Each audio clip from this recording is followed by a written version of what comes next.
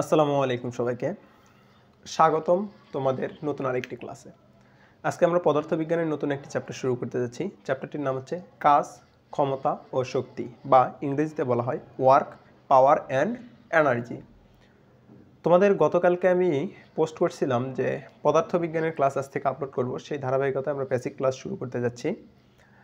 আমরা তোমাদের জন্য একটা প্রোগ্রামের আয়োজন করছি, যেটা তোমাদের সবাই যখন দেখবা বা আজকে বলেই দেই, আমি তোমাদের জন্য একটা শিওর শর্ট প্রোগ্রামের আয়োজন করছি, যেখানে আমি তোমাদের প্রত্যেকটা বই বলতে পদার্থ, রসায়ন, জীববিজ্ঞানের 3টা বইয়ের সৃজনশীল, এমসিকিউ, শর্ট কোশ্চেন এবং বেসিক সবগুলা করে দিব এই প্রোগ্রামে সম্পূর্ণ ফ্রিতে, কোনো টাকা পয়সা দিতে হবে না।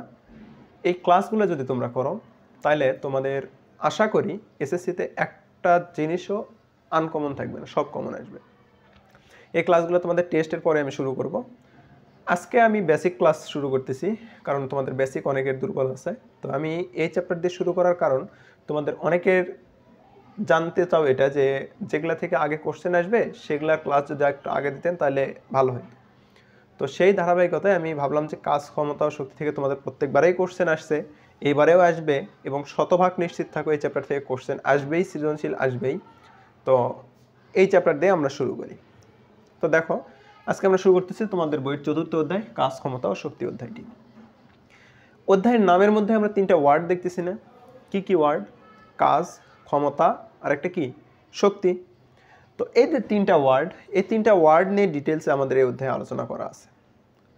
দেখো, প্রথমের ওয়ার্ডটা নিয়ে আমরা আলোচনা শুরু করি। প্রথমের ওয়ার্ডটা কি বলা আছে? কাজ। কি বলা আছে? কাজ। আমরা দৈনন্দিন জীবনে কাজ বলতে কি বুঝি দেখো তো। ধরো আমি এখানে দাঁড়িয়ে থেকে তোমার ক্লাস নিচ্ছি, আবার তুমি তোমার পড়ার টেবিলে বসে আমার ক্লাসটা করতেছো। তোমার বাসার দারোয়ান তোমার বাসার সামনে বসে কি করতেছে? তোমার বাড়িটা পাহারা দিচ্ছে। সে সেখানে বসে তার দায়িত্ব পালন করতেছে, তাহলে সেটাও আমরা কি বলতেছি? দারোয়ান তার কাজ করতেছে। আবার তুমি ধরো যে তোমার একটা কি বলবো, কোনো একটা দূরে কোনো একটা বস্তু আছে, বা তোমার বই একটা দূরে আছে, সে বইটাকে তুমি তোমার কাছে নিয়ে আসতেছো, এটা একটা কাজ। রাস্তায় গাড়ি চলতেছে, ভ্যান চলতেছে, অটোরিক্সা চলতেছে, ড্রাইভাররা তাদের কাজ করতেছে, তাই না? এসবগুলোকে আমরা কি বলি? কাজ বলি। কিন্তু পদার্থবিজ্ঞানের ভাষায় এই সবগুলাই কাজ নয়। কথাটা কেমন জানি লাগলো না তোমাদের কাছে? আমরা তো সারা জীবনে জেনে আসছি, পড়াশোনার টেবিলে বসে আমরা পড়াশোনা করতেছি। কি কাজ করতেছি? পড়াশোনার কাজ করতেছি। দারোয়ান তার কি করতেছে? তার কাজ করতেছে কি করে? গেটের সামনে বসে থেকে। আসলে পদার্থবিজ্ঞানের ভাষায় এগুলা কাজ নয়। পদার্থবিজ্ঞানের ভাষায় কাজ কি? কোনো বস্তুর উপর বল প্রয়োগে যদি বস্তুটির স্মরণ ঘটে, তাহলে বল ও স্মরণের গুণফলকে আমরা কি বলবো? কাজ বলবো। উদাহরণ দিয়ে যদি একটু বুঝাই, দেখো,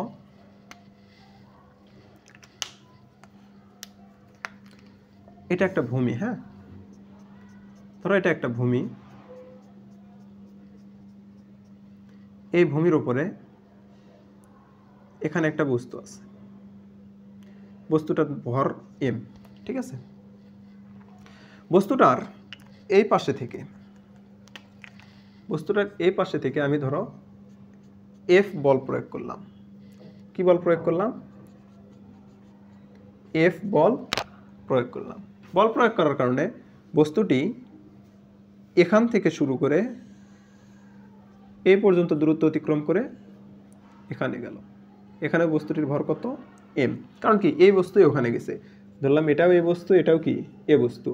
এখান থেকে সে সরে এখানে গেছে। এই যে দূরত্বটা অতিক্রম করলো, এই দূরত্বটাকে ধরলাম আমরা s, দূরত্ব বা সরণ।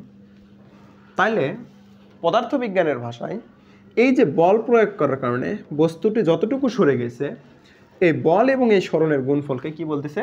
কাজ বলতেছে। তাহলে পদার্থবিজ্ঞানের ভাষায় কাজ সমান সমান কি হবে? বল গুণন সরণ। বুঝতে পারছো? তাহলে বলকে আমরা কি দ্বারা প্রকাশ করলাম? F দ্বারা, সরণকে S দ্বারা।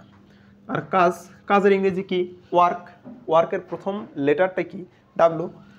এই জন্য ক্যাপিটাল W দ্বারা আমরা কাজকে প্রকাশ করি। তাহলে কাজের সূত্র আমরা কি পেলাম? W সমান সমান FS।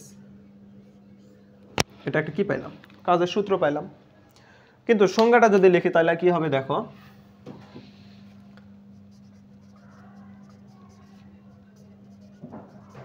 বল প্রয়োগে, এই চিত্র থেকে বোঝার চেষ্টা করো। বল প্রয়োগে যদি কোনো বস্তু সরণ ঘটে, তাহলে এখানে বল প্রয়োগ করার কারণে কি হয়েছে, এই বস্তুটা সরণ ঘটছে। তাহলে বল প্রয়োগে যদি কোনো বস্তুর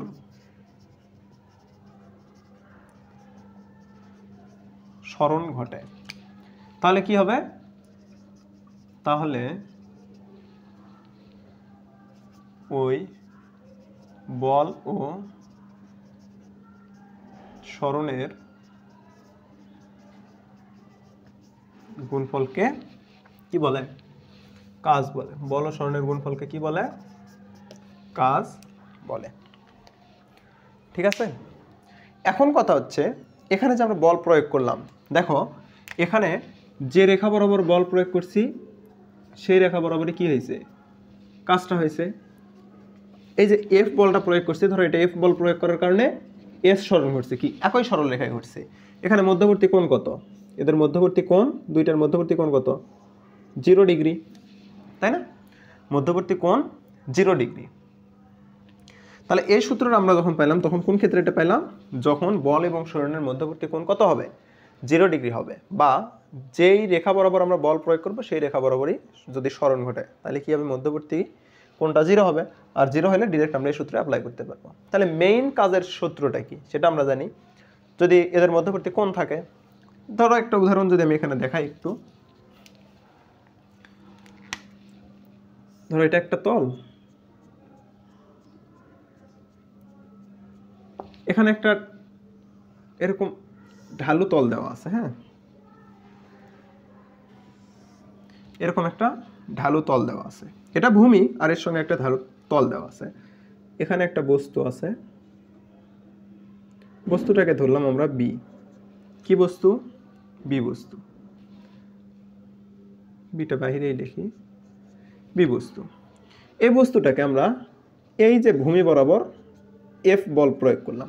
তাহলে তুমি বলো তো এখানে যে ঢালুটা দেওয়া আছে, আমি যতই তাকে এই দিকে সোজাটা নিই, সে কি এই দিকে যাবে না উপরের দিকে যাবে, অবশ্যই কি করবে, এখান থেকে সে এখানে চলে আসবে, তাই আসতেছে না, এখান থেকে সে কি এখানে চলে আসবে। তাহলে তার কতটুকু সরণ ঘটবে, এই পরিমাণ সরণ ঘটবে না, বলো তো? এই যে এখান থেকে এই পর্যন্ত সরণ ঘটবে না। তাহলে এ বিন্দুটাকে ধরলাম এ বিন্দু, এই বিন্দুটা বি বিন্দু, এই বিন্দুটা সি বিন্দু। ঠিক আছে। তাহলে কি করলো, সে এ বিন্দু থেকে সি বিন্দুতে গেল। বলটা প্রয়োগ করছি কোন দিকে, বলটা প্রয়োগ করছি ভূমি বরাবর, আর বস্তুটা সরণ ঘটছে কোন দিকে, সেই ঢাল বরাবর। তার মানে কি, তার মাঝখানে একটা থিটা কোণ উৎপন্ন হয়েছে না, থিটা কোণ উৎপন্ন হয়েছে কি না? এই যে থিটা কোণটা উৎপন্ন হলো, তাহলে কি এই দুইটার মাঝখানে কি আর 0 ডিগ্রি থাকলো, থাকলো না, নির্দিষ্ট পরিমাণে একটা কোণ উৎপন্ন হলো। তাহলে এই ক্ষেত্রে কাজের পরিমাণটা কি হবে বা কিভাবে বের করবো সেটা যদি একটু বলি। আমরা কি করব, যেই বিন্দুতে পৌঁছাইছে ওই বিন্দু থেকে ভূমি বরাবর একটা লম্ব অঙ্কন করব। কি করব, লম্ব অঙ্কন করব। করলে দেখো তো এখানে একটা কি সমকোণ তৈরি হবে না? সি বিন্দু থেকে এ বি বাহুর উপরে যদি একটা লম্ব দাগাই, তাহলে একটা কি লম্ব সম্প্রদায় কি কোণ তৈরি করে, সমকোণ তৈরি করে। তাহলে দেখো তো এখানে আমরা এ তো এ বি সি একটা কি সমকোণ তৈরি করছে না, এই এ বি উপরে সি বাহুটা, তাহলে এটা একটা কি সমকোণী ত্রিভুজ হয়েছে না। আচ্ছা, থিটাটা কোনটা, এই কোণটা থিটা। তাহলে আমাদের কাজ হইতে গেলে বলের দিকে সরণ করতে হবে। কি হতে হবে, বলের দিকেই সরণটা হইতে হবে। অর্থাৎ বল যেহেতু আমরা এই দিকে অ্যাপ্লাই করছি, সরণটার মানে এই দিকেই হইতে হবে। এখন তোমরা সাধারণ গণিতে ত্রিকোণমিতিতেই পড়ছো যে আমরা কি জানি, এই বাহুটার মান তাহলে নেওয়া লাগবে। তাহলে একটা সমকোণী ত্রিভুজের ক্ষেত্রে আমরা এখানে cos থিটা সমান কি লিখতে পারি, cos থিটা সমান কি জানি, cos থিটা সমান জানি অতিভুজ ডিভাইডেড ভূমি ডিভাইডেড অতিভুজ। cos থিটা সমান কি জানি, ভূমি ডিভাইডেড অতিভুজ। লেখা কি নিচে দেখা যাচ্ছে? cos থিটা সমান কি জানি ভূমি ডিভাইডেড অতিভুজ, তাই না? তাহলে এখানে আমাদের দরকার কিসের মান? এই ভূমির মানটা দরকার না? তাহলে দেখো তো, অতএব ভূমি সমান সমান কি লিখতে পারি? অতিভুজ ইন্টু cos থিটা লিখতে পারি কিনা? এরপরের লাইনগুলো আমি উপরে লিখতেছি। তাহলে এটার ক্ষেত্রে দেখো, এইটার ক্ষেত্রে এই এবি ভূমিটা কি এবি না? তাহলে কি এবি ইকুয়াল কি লিখতে পারি? এবিটা ভূমি, এরপরে কি আছে অতিভুজ, অতিভুজটা কি এসি, এসি ভূমির মান বসাইলাম এবি, অতিভুজের মান বসাইলাম এসি, আর কি থাকলো ইন্টু cos থিটা। ঠিক আছে, এখন দেখো এই যে এবিটা, এই এবিটাকে আমরা কি দ্বারা প্রকাশ করতেছি? অতিক্রান্ত দূরত্বটাকে বা সরণটাকে এস দ্বারা প্রকাশ করতেছি। তার এবির মানটা কি? এই এবির মানটা আমরা এবি রাখলাম।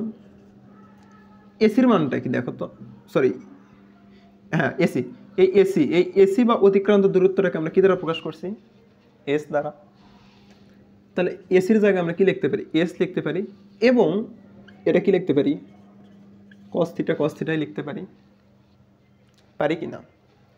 তাহলে দেখো এখানে কি হলো, যদি এসি বাহু বরাবর যায় তাহলে এবি বাহু বরাবর তার সরণ বের করতে গেলে কি করতে হবে?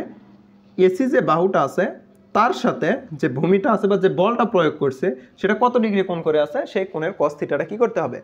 গুণন করতে হবে। তাহলে এই ক্ষেত্রে আমরা কৃত কাজটা কি পাবো দেখো তো, যেহেতু এবি বরাবর বের করতে হবে, তাহলে এটার ক্ষেত্রে কৃত কাজ সমান সমান আমরা কি লিখতে পারি? এটার ক্ষেত্রে কৃত কাজ সমান সমান আমরা লিখতে পারি বল গুণন বলের দিকে সরণ। এটা তো বল প্রয়োগ করছি আমরা এ বরাবর, আর সরণটা হচ্ছে এ বরাবর, তাহলে কি কাজের পরিমাণ আমরা বের করতে পারবো? পারবো না।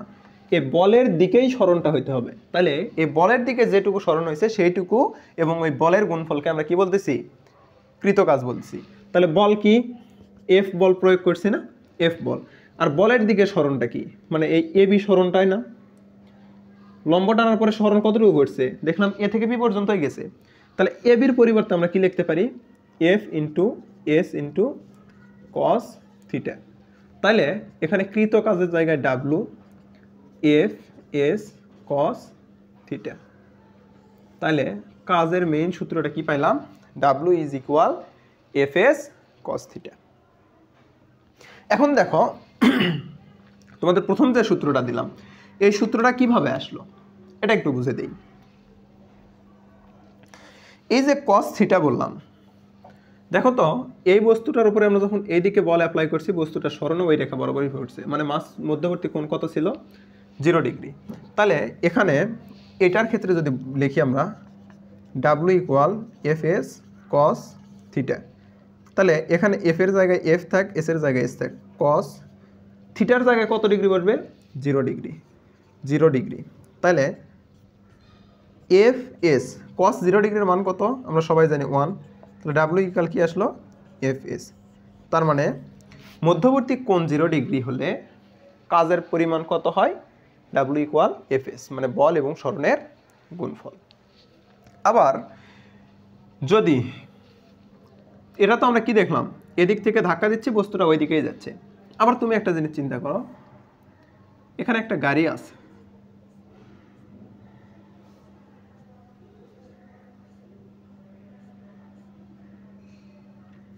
এখানে একটা কি আছে বললাম? গাড়ি আছে। এই গাড়িটা, আচ্ছা এই গাড়িটা এদিকে আসতেছে, এই গাড়িটা কোন দিকে আসতেছে? এদিকে আসতেছে। তাহলে তোমরা চতুর্থ অধ্যায়ে পড়ছো, গাড়ি যেদিকে আসতেছে ঘর্ষণ বল তার কোন দিকে কাজ করে? বিপরীত দিকে কাজ করে। অথবা ধরো যে তুমি গাড়িটাকে ধাক্কা দিয়ে থামাচ্ছ, গাড়িটা এদিকে আসতেছে, তাহলে এদিকে গাড়িটা আসতেছে আর তুমি এদিকে ধাক্কা দিয়ে থামাচ্ছ, তার মানে কি হচ্ছে আলটিমেটলি? দেখো তো গাড়ি আসতেছে এদিকে, তুমি থামাচ্ছ এদিকে, তার মানে এই মধ্যবর্তী কোণটা কত হচ্ছে? 180 ডিগ্রি, 180 80 ডিগ্রি, সেই ক্ষেত্রে কি হবে দেখো তো, এখানে যদি একটু লিখে দেই W is equal F S cos theta, F S থাক কস 180 ডিগ্রি, তাহলে এফ এস থাকলো কস 180 ডিগ্রির মান কত -1, তাহলে কত মাইনাস এফ এস, তাহলে W ইকুয়াল কি হবে মাইনাস এফ এস। তাহলে আমরা কাজের এখানে মোটে কয়টা সূত্র দেখলাম? মেইন সূত্র হচ্ছে W is equal F S cos theta, এর পাশাপাশি দেখলাম W is equal minus F S, W is equal F S. এই যে এখানে বোর্ডে এত জিনিসপত্র লিখলাম, এই যে জিনিসপত্রগুলো আমরা এখন একটা সামারাইজ আকারে লিখতে পারি, কারণ তোমাদের বোঝানোর জন্য আমরা এত কিছু দেখলাম, তাই না? এখন দেখো আমরা এগুলো একটু শর্টকাটে যদি লিখে দেই তাহলে কিরকম হয়।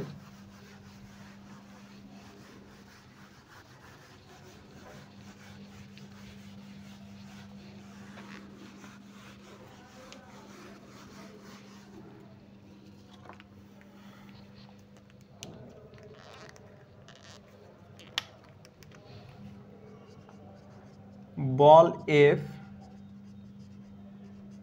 সরণ এস ও মধ্যবর্তী কোণ থিটা হলে কৃত কাজ হলে এ পর্যন্ত লিখে নিচে লিখে দেই।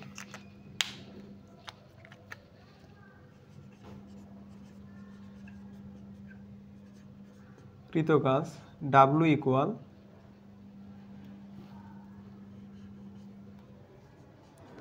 F S cos theta. আচ্ছা, মধ্যবর্তী কোণ শূন্য হইলে কত দেখলাম?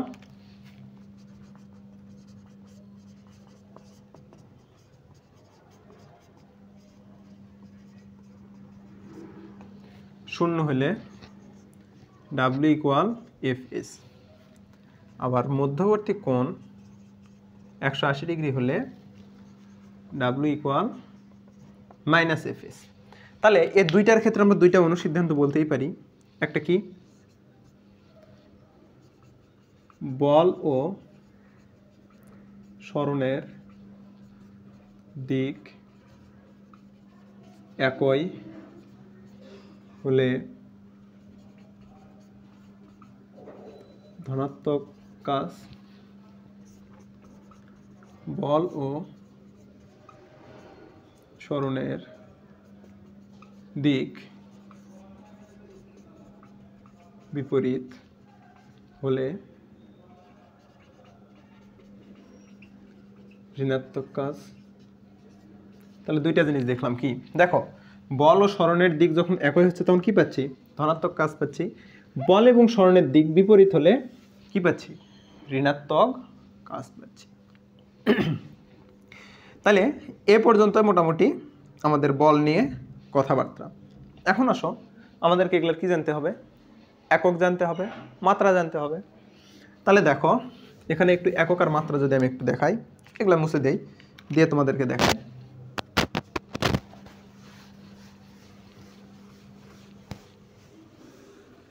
একক আর মাত্রা আমরা একবারেই দেখাইতে পারবো। একক আর এর পাশে মাত্রা দেখাবো। হ্যাঁ, একক কি দেখো, আমরা যদি এখানে একটু লিখি, কৃত কাজ বা কাজ যেটাই বলো না কেন, বল গুণন কি সরণ। বল সমান সমান কি জানি? ভর গুণন ত্বরণ ইন্টু সরণ। এখন কথা হচ্ছে এই ত্বরণ জিনিসটা তোমাদেরকে আমি দ্বিতীয় অধ্যায়ে ডিটেলসে পড়াইছি। সো ত্বরণকে আর ভাঙাবো না, আমরা ত্বরণকে এই পর্যন্তই রাখবো, কারণ এগুলো আমাদের জানা আছে। তাহলে ভরকে কি দ্বারা প্রকাশ করা হয়? এম দ্বারা। ত্বরণকে কি দ্বারা প্রকাশ করা হয়?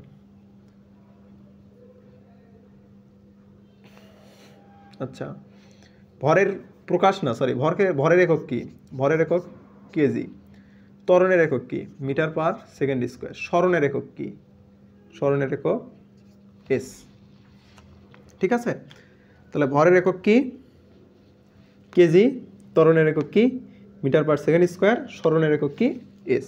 তাহলে এখান থেকে দেখো তো কেজি মিটার সেকেন্ড, এখানে -2 আছে আর এখানে +1 আছে, তাহলে আলটিমেটলি কি আসে এখান থেকে কেজি মিটার পার সেকেন্ড, তাই আসে না? এখান থেকে করলে কি আসে কেজি মিটার পার, ও সরি সরি সরি, এখানে একটু দাঁড়াও একটু মিস্টেক করছি। সরণকে প্রকাশ করা হয় এস দ্বারা, কিন্তু সরণের একক কি মিটার, তাহলে এখানে কি কেজি একটা একটা দুইটা, তাহলে কি মিটার স্কোয়ার সেকেন্ড ইনভার্স 2, তাহলে কৃত কাজের একক কি আসলো kg metre square second inverse 2। এই যে kg metre square second inverse যে 2টা আছে, এটা আর জুল, কি বললাম জুল, দুইটা সমান, তার মানে 1 kg metre square second inverse 2 সমান 1 জুল। তাহলে আমরা কাজের একক বলতে পারি কি কি kg metre square second inverse 2 বা জুলের প্রথম অক্ষর জে। আমরা সর্বদা এই জেটাকে কাজের একক হিসেবে ব্যবহার করব, বা জুলকে কাজের একক হিসেবে কি করব ব্যবহার করব। এরপরে মাত্রার ক্ষেত্রে আসো। মাত্রার ক্ষেত্রে যদি বলি কাজ ইকুয়াল বল গুণন সরণ, বল সমান কি ভর গুণন ত্বরণ ইন্টু সরণ, তাই না? ভরের মাত্রা কি ক্যাপিটাল এম, ত্বরণের মাত্রা কি এল টি ইনভার্স 2, সরণের মাত্রা কি এল, তাহলে আলটিমেটলি মাত্রা কি আসে M L square T inverse 2, আর মাত্রাকে সর্বদাই কোন ব্র্যাকেটে লিখতে হয় থার্ড ব্র্যাকেটে লিখতে হয়। তাহলে কাজের মাত্রা M L square T inverse 2, আর কাজের একক kg metre square second inverse 2 বা জুল। তো এই তো কাজ নিয়ে মোটামুটি যে সূত্রগুলো ছিল সেগুলো আমাদের কমপ্লিট। এখন আসলে কাজের আমরা প্রকারভেদে যাব। কিসে যাব? কাজের প্রকারভেদ। এখন তোমাদের মাঝে মাঝে একটা কোশ্চেন আসে, সেটা হচ্ছে যে 1 জুল কাজ বলতে কি বোঝো? কি আসে 1 জুল কাজ বলতে কি বোঝো? এটা যদি একটু লিখে দিয়ে দাঁড়াও, তাহলে 1 জুল কাজ বলতে কি বোঝো? ঠিক আছে, 1 জুল কাজ বলতে কি বোঝো এটা যদি একটু বলি। আমরা কাজের আলটিমেটলি সূত্র কি জানি W ইকুয়াল এফএস। তাহলে ডাব্লুর মান যদি 1 হইতে হয়, ডাব্লুর মান কত হইতে হয় 1 হইতে হয়, তাহলে কি হবে দুইটার গুণফলে কি হতে হবে 1 আসতে হবে। তার মানে কি এফ এর মানও 1 হওয়া লাগবে, এস এর মানও 1 হওয়া লাগবে। সেক্ষেত্রে আমরা কি বলতে পারি 1 জুল কাজ বলতে বোঝায় যে কোনো বস্তুর ওপর 1 নিউটন বল প্রয়োগে, কোনো বস্তুর ওপর 1 নিউটন বল প্রয়োগে বস্তুটির বলের দিকে 1 মিটার সরণ ঘটে। বস্তুটির উপর বলের একক নিউটন, সরণের একক কি মিটার। তাহলে কোনো বস্তুর উপর 1 নিউটন বল প্রয়োগে যদি বস্তুটি বলের দিকে 1 মিটার সরণ ঘটে, কোনো বস্তুর উপর 1 নিউটন বল প্রয়োগে যদি বস্তুটির বলের দিকে 1 মিটার সরণ ঘটে, তাহলে তার কাজের পরিমাণ কতটুকু হবে 1 জুল। তাহলে তোমাদের পরীক্ষায় কোশ্চেন যদি আসে যে 1 জুল কাজ বলতে কি বোঝায়, তোমরা ডিরেক্ট এভাবে সুন্দর করে উত্তরটা লিখবা যে 1 জুল কাজ বলতে বোঝায় কোনো বস্তুর উপর 1 নিউটন বল প্রয়োগের ফলে বস্তুটির 1 মিটার বলের দিকে সরণ ঘটেছে। বুঝতে পারছো? তো এগুলো আমি যখন তোমাদের এস কিউ বা এসএ কিউ যেটাই বলো না কেন তোমরা সেটা পড়াবো, তখন এগুলো খুব ডিটেলস সুন্দর করে বুঝাই দেবো।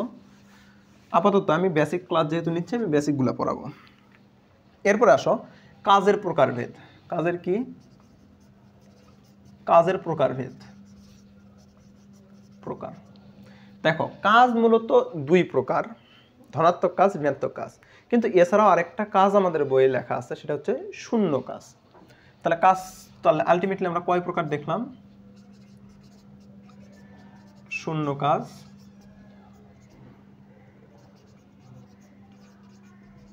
ধনাত্মক কাজ,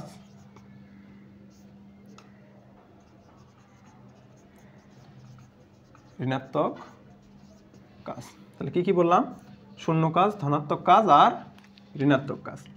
এই যে শূন্য কাজ, শূন্য কাজ হইতে গেলে কি হইতে হবে বলতো? কৃত কাজের পরিমাণটা কি হওয়া লাগবে? তাহলে ডাব্লু সমান সমান এফএস, তাই না? ডাব্লু সমান সমান এফএস বা এফএস কস থিটাই ধরলাম। তাহলে শূন্য কাজ হইতে গেলে এই ডাব্লুর মানটা কি হওয়া লাগবে? ডাব্লু সমান সমান অলওয়েজ 0 হওয়া লাগবে। তাহলে ডাব্লুর মানটা শূন্য হইতে গেলে এখানে আমরা কয়টা কন্ডিশন পাই দেখো তো। ডাব্লুর মান শূন্য হতে হলে এখানে আমাদের একটা যদি এফ এর মান 0 হয় তাহলে শূন্য হতে পারবে, এস এর মান যদি 0 হয় তাহলে শূন্য হতে পারবে, আর কস থিটা বা কস 90 ডিগ্রির মান হচ্ছে 0। কস 90 ডিগ্রির মান কত? 0। তাহলে থিটার মান কত হতে হবে? 90 ডিগ্রি হতে হবে। এই তিনটা কন্ডিশনের ক্ষেত্রে আমরা কি পাবো? কাজের মান 0 পাবো না। তার মানে কি আমরা এখান থেকে তিনটা কথা বলতে পারি কি, তোমরা খাতায় লেখো, আমি বলে দিচ্ছি লেখো। বস্তুর উপর বল প্রয়োগ না করে যদি সরণ ঘটে, বস্তুর উপর বল প্রয়োগ না করে যদি সরণ ঘটে তাহলে সেক্ষেত্রে কাজের মান কত? 0। একটা উদাহরণ দিয়ে যদি বোঝাই, ধরো এটা একটা তলের উপরে তোমরা একটা বস্তু নিছো, হ্যাঁ, এখান থেকে বস্তুটাকে বল প্রয়োগ শুরু করলাম, এই পর্যন্ত বস্তুটাকে বল দিলাম, কিন্তু বস্তুটা এই পর্যন্ত পৌঁছাইলো। তাহলে এই পর্যন্ত বল দিছি, এ পর্যন্ত বল এফ ইকুয়াল 0, আর এই পর্যন্ত কিছু একটা বল দেওয়া আছে। তাহলে এ পর্যন্ত ধরলাম সরণ S1, এই পর্যন্ত সরণ S2। তাহলে তোমরা এখন বলো এই বস্তুর দ্বারা কৃত কাজ, এই টোটাল সরণ যদি বলি S, টোটাল সরণ কত? S। বস্তুর সরণ কতটুকু মানে এই বস্তুর দ্বারা কৃত কাজ কতটুকু হবে? এই যে এফ বল যতটুকু প্রয়োগ করার অবস্থায় যে সরণটা ঘটছে সেটাই না? কারণ কি বল এবং সরণের গুণফলটাই কি? বস্তুর উপর কৃত কাজ। তাহলে বস্তুটাকে আমরা এ পর্যন্ত বল দিয়ে ছেড়ে দিছি, তারপরে বস্তুটা এমনিতেই চলে গেছে। তার মানে কি এইটুকুতে তার কোনো কাজ হয়নি, কারণ এইটুকুতে আমরা কি দেইনি? বল দেইনি, তার ভিতরে সঞ্চিত শক্তি দ্বারা সে ওইটুকু গেছে। তার মানে আলটিমেটলি তার কাজ হয়েছে এইটুকু, এটুকুতে তার কোনো কাজ হয়নি। তার মানে কি বল যেখানে শূন্য সেখানে সরণ ঘটলেও কাজের পরিমাণ কি? শূন্য হয়।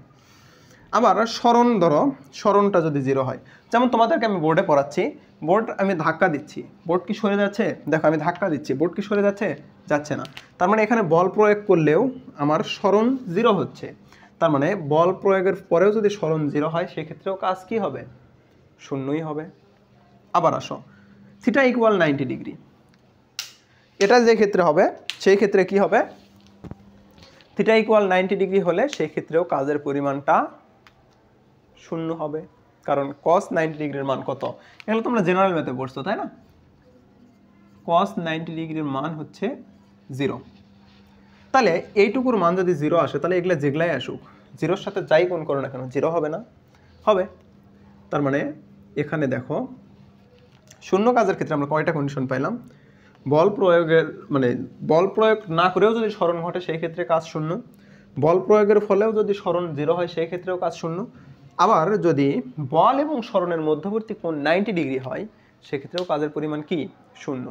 এখন তোমাদের প্রশ্ন হতে পারে, ভাইয়া বল এবং কাজের মধ্যবর্তী কোণকে কখনো 90 ডিগ্রি হওয়া সম্ভব? সম্ভব। এখন দেখো এটা বুঝাই।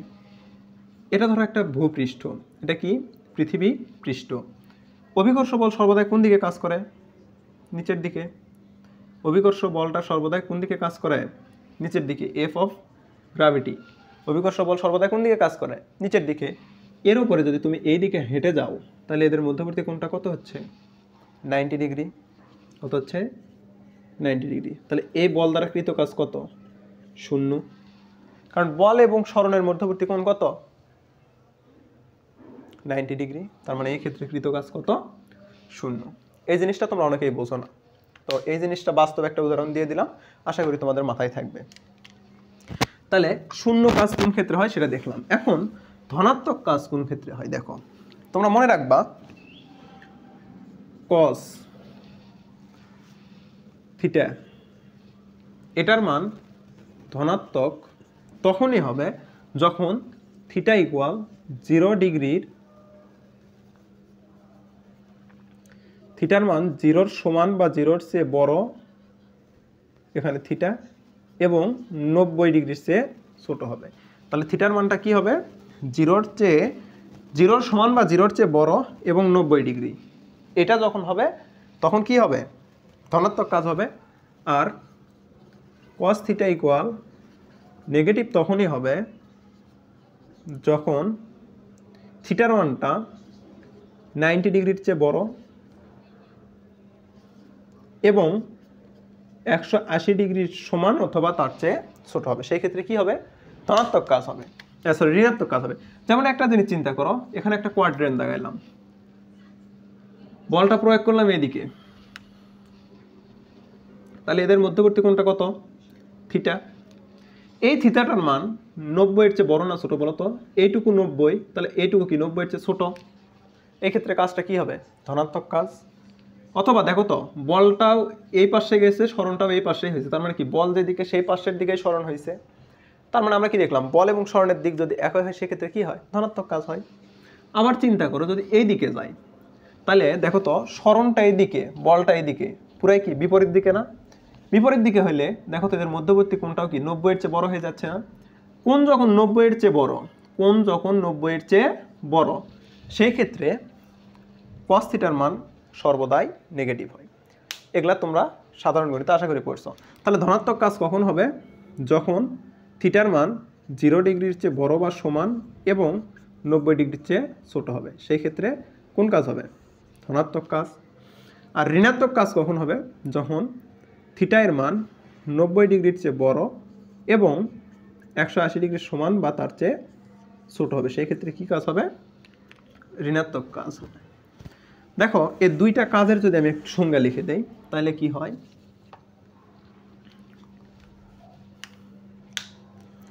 ধনাত্মক কাজের সংজ্ঞা লিখে দেই। বল প্রয়োগ করলে যদি বস্তুটির বলের দিকে সরণ ঘটে তাহলে তাকে ধনাত্মক কাজ বলে। আর ঋণাত্মক কাজ কাকে বলে? বল প্রয়োগ করলে যদি বস্তুটির বলের বিপরীত দিকে সরণ ঘটে তাহলে তাকে ঋণাত্মক কাজ বলে। ঠিক আছে, তাহলে কাজ নিয়ে আলটিমেটলি আমাদের যত কথাবার্তা ছিল সব শেষ। তোমাদেরকে শূন্য কাজের কয়েকটা কথা বলি। যেমন আমি এখানে মার্কার হাতে নিয়ে দাঁড়ায় আছি, মার্কার কোথায়? হাতে নিয়ে দাঁড়ায় আছি। তাহলে এখানে যে মার্কার আমি হাতে নিয়ে দাঁড়ায় আছি, অভিকর্ষ বল এর উপরে কাজ করতেছে, বাট এর কি কোনো সরণ ঘটতেছে? করতেছে না। তার মানে এই ক্ষেত্রে কাজের মান কত? শূন্য। এরপর আরও যদি বলি, এই তো এখানে একটা উদাহরণ দিলাম যে তুমি ফ্লোরের উপর সোজা হাঁটতেছ, বাট অভিকর্ষ বল তোমার উপরে কাজ করতেছে, এক্ষেত্রে বলও কাজ করতেছে, সরণও হচ্ছে, বাট মধ্যবর্তী কোণটা কত? 90 ডিগ্রি, যার কারণে এখানে কি হচ্ছে না? কোনো কাজ হচ্ছে না। আবার এখানে একটা বোর্ড আছে, বোর্ডে আমি ধাক্কা দিচ্ছি, বল প্রয়োগ করতেছি, কিন্তু বোর্ডটার কোনো সরণ ঘটতেছে না, তার মানে এখানেও কি হচ্ছে না? কোনো কাজ হচ্ছে না। তো কাজ নিয়ে যত কথাবার্তা তোমাদের বলা ছিল সেই কথাবার্তাগুলো তোমাদের আজকে শেষ করে দিলাম। তো কাজের নিয়ে আশা করি তোমাদের আর কোনো প্রশ্ন নাই বা থাকারও কথা না, কারণ তোমাদের বই যেটুকু আছে তার চেয়েও একটু আমি বেশি পড়ানোর চেষ্টা করছি কনসেপ্ট ক্লিয়ারের জন্য। তো ক্লাসটা সবাই ভালোভাবে করো, নোট করো, এবং নোটটা আমাদের গ্রুপে তোমরা শেয়ার দিতে পারবা। যার নোট সবচেয়ে ভালো হবে তাকে আমরা আমাদের যেই প্ল্যাটফর্মটা আছে এই প্ল্যাটফর্মের একটা টি-শার্ট গিফট করবো ইনশাল্লাহ। তো আজকের ক্লাসটা এই পর্যন্তই থাক, দেখা হবে পরবর্তী ক্লাসে। ততক্ষণে সবাই ভালো থাকো, সুস্থ থাকো। আসসালামু আলাইকুম রহমতুল্লাহ। আর হ্যাঁ, ক্লাসটা যদি ভালো লাগে তাহলে আমাদের চ্যানেলটা সাবস্ক্রাইব করে দিও এবং ক্লাসটা তোমাদের বন্ধুদের মাঝে শেয়ার করে দিও যাতে তারাও উপকৃত হয়। আর ভিডিওটা ভালো লাগলে অবশ্যই লাইক করিও এবং কমেন্ট করে জানাও তোমার কীরকম লাগলো। ঠিক আছে, তো দেখা হচ্ছে পরবর্তী ক্লাসে। আল্লাহ হাফেজ।